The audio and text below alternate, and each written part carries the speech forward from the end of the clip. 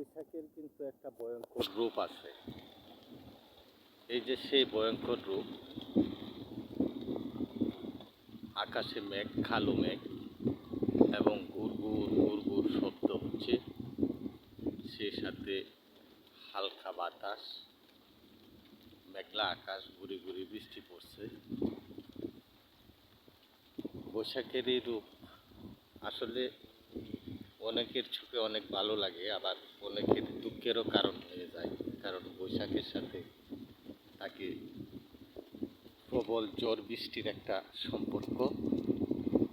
যে ঝড় বৃষ্টিতে, ঝড়ো হাওয়ায় গ্রাম বাংলার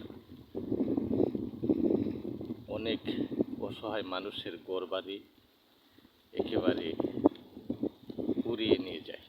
এই জন্য বৈশাখটা কিন্তু সকলের আনন্দের বিষয় না, সকলের কাছে সুন্দর না। যাই হোক, এটাই হচ্ছে গ্রাম বাংলার প্রকৃতির আচার আচরণ।